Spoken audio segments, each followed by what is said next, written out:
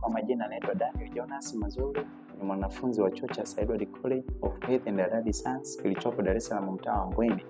Nipo na mwanafunzi mwenzangu hivi leo. Anaitwa nani na unasoma kozi gani? Kwa majina anaitwa Mwana Temani, nasoma kozi ya social work. Na social work ni nini au ustawi wa jamii ni nini kwa mpenzi mtazamaji anaendelea kutufuatilia hivi sasa?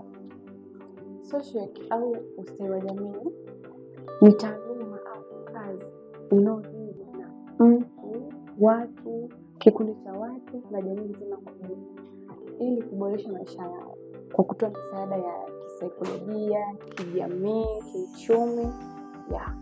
Naam, mpenzi mtazamaji, ningependa kukuuliza pamoja kwa faida ambayo na mpenzi mtazamaji anaendelea kutazama hivi sasa. Ukisoma ustawi wa jamii kuna umuhimu gani wa kuendelea kusoma hiyo kozi? Umuhimu wa kusoma kozi ya ustawi wa jamii, kwanza ni kozi ambayo tunafurahi kila siku.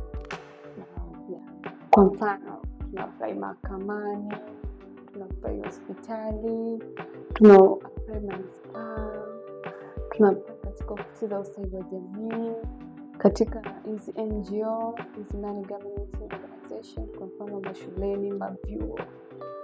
Inahitajika sana na social work. Na mtazamaji anaendelea kutufuatilia hivi sasa, ungemshauri nini kuhusiana na kozi ya ustawi wa jamii kwa kijana aliyemaliza form 4 yupo nyumbani tu, aliyemaliza form 6 yupo nyumbani tu, aidha kwa sababu ya kutokuwa kujua kama kuna vyuo kama hivi, unapenda kumshauri nini?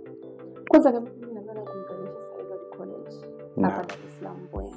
Aje ajiunge asome kozi ya social work. Ajiunge kozi ya social work. Mazingira ni mazuri, elimu inayotolewa ni nzuri, alafu pia ajira zipo kwa social work. Asante sana mpenzi mtazamaji, unaendelea kukaribisha kama mwanafunzi mwenzetu, unaendelea kufuatilia kijana mwenzetu, uje ujiunge Edward College katika chuo cha Edward College kilichopo Mbweni, Dar es Salaam.